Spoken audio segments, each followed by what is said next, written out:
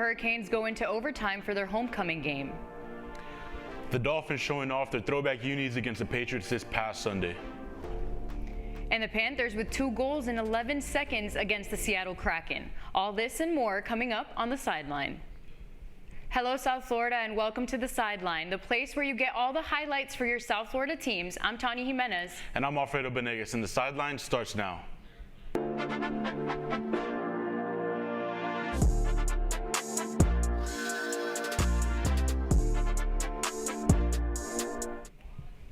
The Miami Hurricanes had their homecoming game this past Saturday, and they took on the Virginia Cavaliers.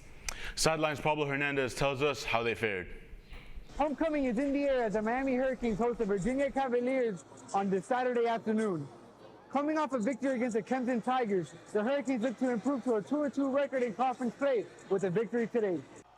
Homecoming may be a gorgeous event, but there was nothing pretty with how this game transpired. While Virginia was able to score a touchdown and a field goal within the first half, the Hurricanes were only able to muster up a field goal by the end of the second quarter. Coach Mario Cristobal speaks on the slow start of the Hurricanes in the first half. We just didn't come out very good in the first half, and they did some things schematically that, things weren't clear, the pictures weren't clear, and then we just had some, we were a little bit flat. As the saying goes, it's not about how you start, it's about how you finish, and that proved true for the Hurricanes when they entered the second half.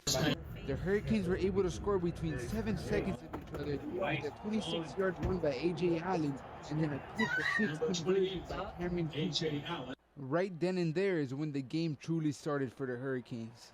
Entering the fourth quarter, the Hurricanes were down 20-17 until kicker Andres Borregales did a 50-yard field goal to tie it up at 20-20. For the rest of the quarter, the Hurricanes and the Cavaliers exchanged field goals, and that sent it to overtime tied 23-23.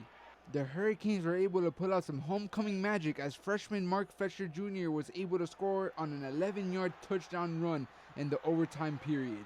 Fletcher Jr. speaks on how the atmosphere was after winning this hard, greedy game.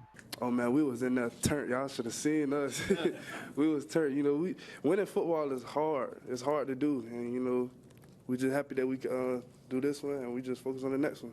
By beating the Virginia Cavaliers 29-26, the Hurricanes move up to 6-2 on the season and 2-2 in conference play. The University of Miami goes on a road trip as they go visit NC State and Florida State University for 2 crucial ACC games. For Caplin News, this is Pablo Hernandez. The Dolphins complete the sweep against the New England Patriots after this past Sunday's win at home. Quarterback Tua Tagovailoa shook off an early interception in the way he usually does, following it up with 3 touchdowns and 324 passing yards on the day, including a 42-yard bomb to Tyreek Hill, who became the first receiver in the Super Bowl era to surpass 1,000 yards in the first 8 games of the season. The 31-17 win moved the Dolphins to 6-2 as they head to Germany next week for a day against not only the defending Super Bowl champion Kansas City Chiefs, but also Swifties around the world. Kickoff at 9:30 a.m. from Frankfurt next Sunday. The Florida Panthers end their first homestand of the season with a win over the Seattle Kraken on Saturday. Down 2-0, the Cats rallied in the second period, scoring 2 goals in 11 seconds, tying the game at 2-2. Nick Cousins scored after the Kraken goalie went behind the net for a dump-in, and the puck awkwardly bounced off the glass, ending up perfectly in front for Cousins to backhand it in. Panthers Forsling, Tkachuk, and Cousins all scored their first goals of the season to bring the Cats over the Kraken. The final score was Kraken 2, Panthers 3.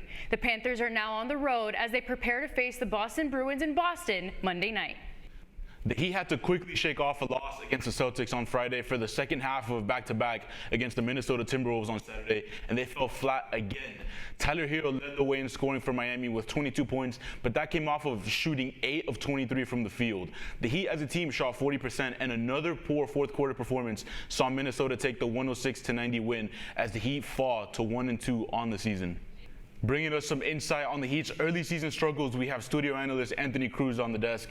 Anthony, Minnesota fans got a kick out of saying, "Where is Jimmy?" after Jimmy sat out this past Saturday against the Timberwolves. But I want to know, where's the scoring coming from in the fourth quarter? What's behind the Heat's fourth quarter struggles? So to start, we have to mention that caveat. We have not seen the team at full strength. We have not seen Josh Richardson in the regular season. Haywood Highsmith, Caleb Martin has been dealing with knee issues since training camp, and obviously Jimmy Butler has been missing.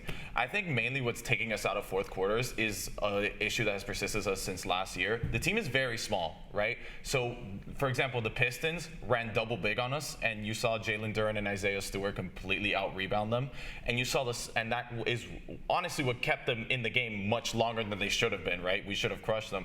And then when you see the Celtics, before Porzingis fouled out, like around 3 minutes left in the fourth, he was killing us on the glass as well. So I think honestly, rebounding is a big part. In terms of scoring, I mean, Eric Spoelstra has done very well with because Hero seems like he has taken a jump this year, which is great to see. But and Spoelstra's tried to stagger his minutes like he always does, playing with the bench. But the thing is, when neither Hero or Jimmy are on the lineup, no one is scoring. There is no generation or creation on offense. I think Kyle Lowry has taken yet another dip from what we've seen at the start of the season. So just not enough production, not enough creation. Yeah, and talking about Kyle Lowry, I think it's fair to say that the Heat are weakest at point guard. The point guard rotation seems to be the worst over the last couple of years. How much of our struggles do you think is down to our point guard rotation being Kyle Lowry and Drew Smith? That's a struggle, man. I mean, I don't know what Josh Richardson honestly will bring in. We have to see. I think, again, we have defenders and we have guys who are still willing to do the dirty work, like Kyle Lowry, like Josh Richardson. Drew Smith, I think, mainly earned a roster spot because he was a guy that could clamp down people on the defensive side of the ball. Again, we're lacking in shooting. That's something we've always been a very up and down team from the 3-point range. In 2022 we were number 1, and then last season we were dead last. So it just constantly fluctuates. And I think honestly they need to. I see like a team where if Hero keeps on playing how he's playing, if Bam keeps on playing how he's playing, I've been very impressed with Duncan Robinson. He keeps on expanding his game. He's becoming a 3-level scorer now. Exactly. More. I didn't expect that out of him. He not only is he a shooter, he's very much cutting. He's running 2-man action with Bam. I'm very impressed, and I think there is a core here still present that could be still a playoff contender. Yeah, well, hopefully those early season struggles remain just early season struggles. But coming off of that loss, we're going to go into what we saw this weekend as our biggest W's and as our biggest L's in sports in general.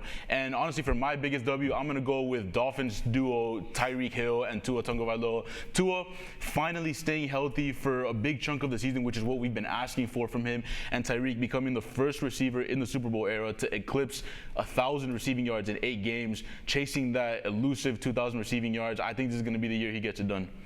Nice. For my biggest W, the Carolina Panthers finally pulled their first dub. Bryce Young, it's his first victory with the Panthers, and hopefully, I mean, they're not we're not scared of them at all. So, I mean, big dub. They don't affect the Dolphins. Yeah, it's a W. Exactly.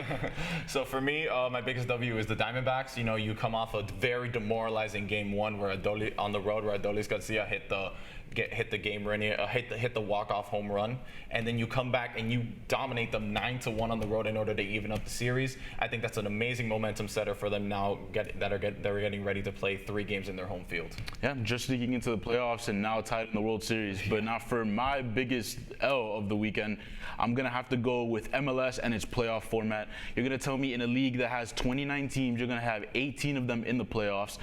And on top of that, a best-of-3 series in the first round. That does not work in soccer. I think it's ridiculous. And on top of that, these teams don't know if they're going to play a 3rd game a week from now. That's going to affect international break schedules. It's just a mess from MLS in the playoffs. We can make a segment just on that, honestly. Oh, yeah. We can have a show on that. For my biggest L, I have to say the 49ers. 3rd loss in a row, completely unexpected. They lost to the Bengals, to Joe Burrow this weekend. It was just, they fell apart.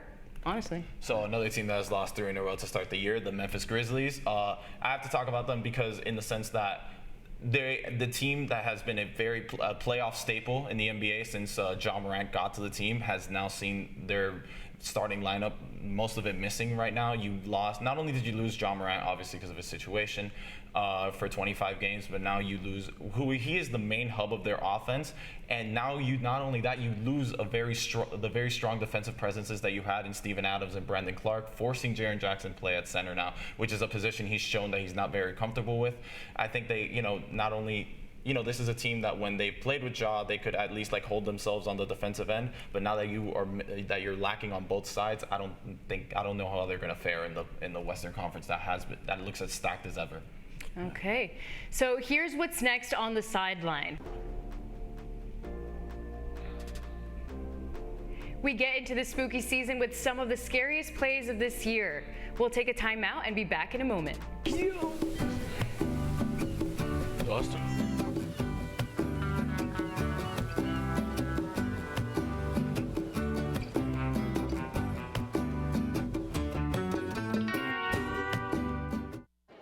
The black truck? Hey, Christina from accounting. Yeah, hi. Hey, I used to date a girl named Christina. Oh, really? Yeah, and then she dumped me for my best friend. You want to see some photos of them that I took? I don't. I thought we talked about this, buddy. Buzzed and overshared again? Yeah. Yeah. I'm gonna call a car. That's a smart idea. So, yeah, I know. That's why I did it. Hey, you're gonna get back to the top of the mountain. Does that mean I'm gonna get back with Christina? No. Oh. No. Spooky season is here, and Florida sports have had some scary plays this past year. Sideline recaps the top 5 moments that haunt us South Florida sports fans.